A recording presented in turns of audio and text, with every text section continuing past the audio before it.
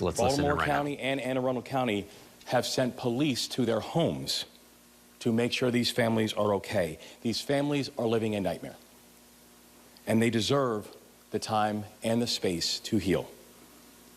So I'm asking, let us show our humanity in this moment as well. I also want to continue to thank our first responders and emergency personnel. Let us not forget that we are coming out of a holiday weekend, but for the men and women of this operation, the work did not stop. The work did not stop surveying the area. The work did not stop on environmental monitoring. The work did not stop in developing better images of the wreckage so we can move forward in a safe and efficient way. And this morning, the team was back out there in the rain, in the wind, keeping up the work.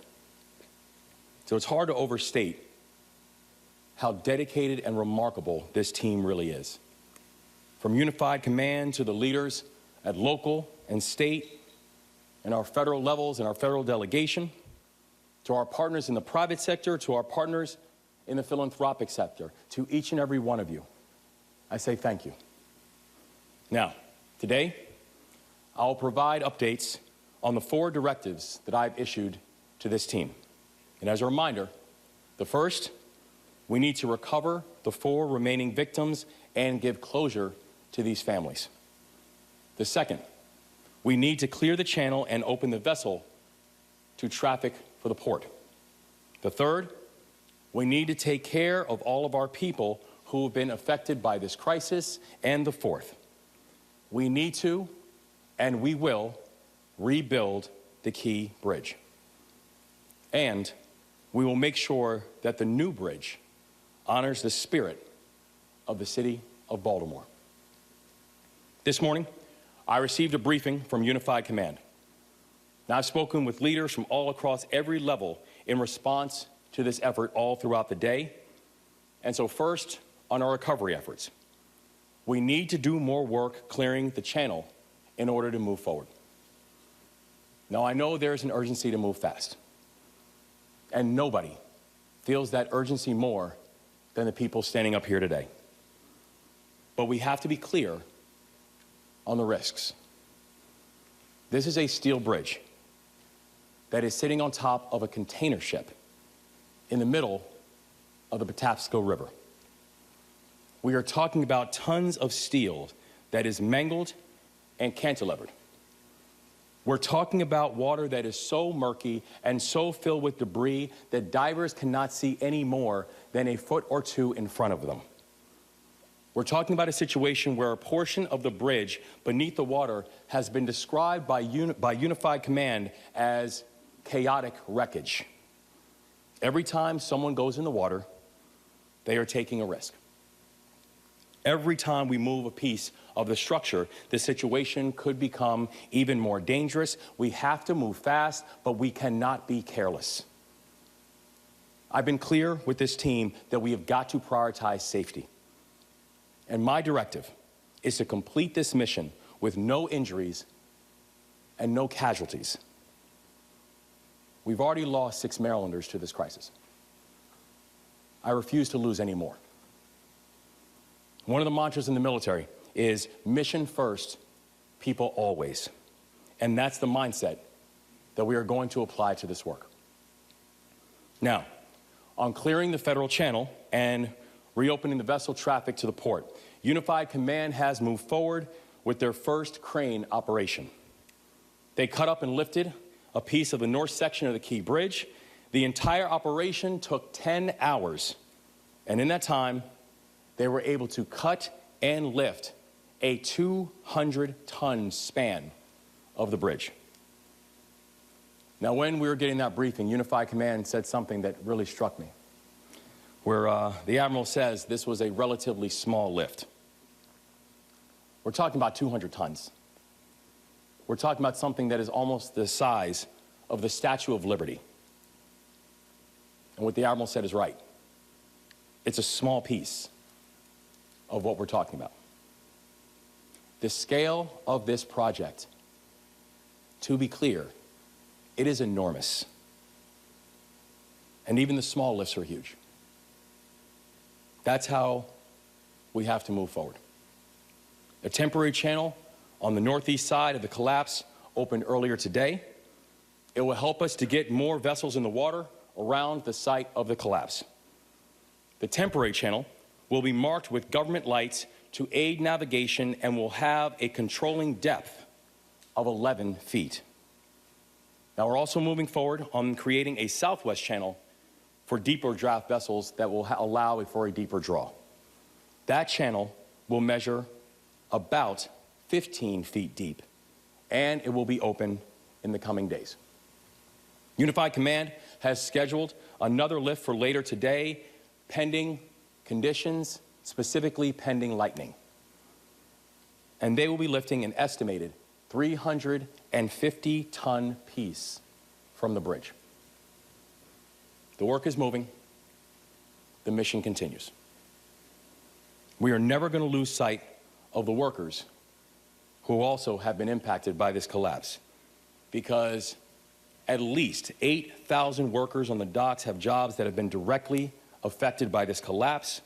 And earlier today, myself, the Lieutenant Governor, County Executive, the Mayor, and others met with the International Longshoremen Association, Local 333. These are individuals who work hard, never complain, and always get the job done. And many have continued to work on the docks. Many haven't been able to get back to work at all. And even the ones who have gone back to work on the docks, they know that the situation still feels very uncertain. And to all of those individuals, we want to let them know this: we've got their backs, because they've always had ours. Now, third, on taking care of our people. Last week, the Biden-Harris administration accepted our request to approve a Small Business Administration disaster declaration within hours. And that declaration is now in effect. And once again, I want to thank the Biden-Harris administration for their consistent support and partnership. Because of this declaration, small businesses affected by the disaster can now apply for disaster loan assistance from the federal government. As we mentioned before, these are low-interest loans of up to $2 million. These loans will help small businesses get the cash they need to pay their bills and to keep their people employed. Since Saturday morning, the Small Business Administration has received 57 applications for the economic injury disaster loans from Maryland. And the Small Business Administration has also worked with us over the last 48 hours to stand up the Business Resource Center, and it opened to the public this afternoon. Our team includes experts from across the state and across the country, and we have team leads who live in Puerto Rico, Long Island, and Atlanta. These individuals are doing tremendous work. And right now, they're Marylanders. If you need help to apply for disaster loan assistance, we are here to help. If you need help to apply for unemployment insurance, we are here to help. If you need to learn more about resources being offered to workers and businesses right now, we are here to help. And the first location is at 1501 South Clinton Street, Baltimore, Maryland, 21224. I'll say that address again, 1501 South Clinton Street, Baltimore, Maryland, 21224. Their hours are Monday through Friday, 8 a.m. through 6 p.m., and on Saturdays from 10 a.m. to 2 p.m. And that site includes representatives from the Small Business Administration, from the Maryland Department of Labor, from the Maryland Insurance Administration, from Baltimore City, and thank you, Mr. Mayor, and from Anne Arundel County. If you need help, please show up. Walk in, and we will try to get you the support that you need and merit. We will soon be opening up a second location in Baltimore County. Thank you, County Executive. And I've deputized Lieutenant Governor Runa Miller to lead our efforts on economic and financial recovery. She has been a full partner every step of the way, and I'm grateful for her. I've also ordered the formation of the Intergovernmental Economic Response Team.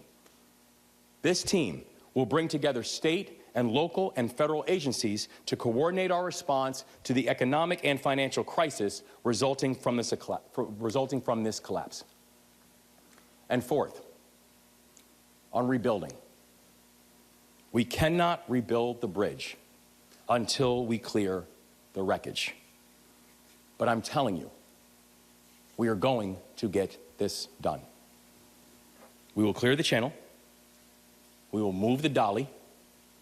We will rebuild the Francis Scott Key Bridge.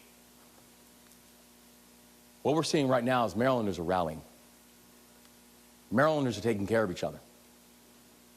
Marylanders, each and every one of you, you are proving what it means to be Maryland tough and Baltimore strong.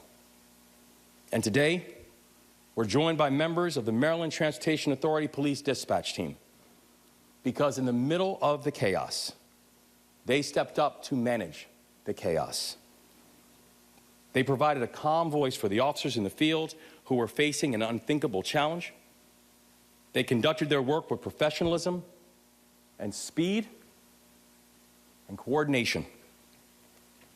And it's not lost to me that this is what they do every single day. We are so grateful to each and every one of you and to all your colleagues.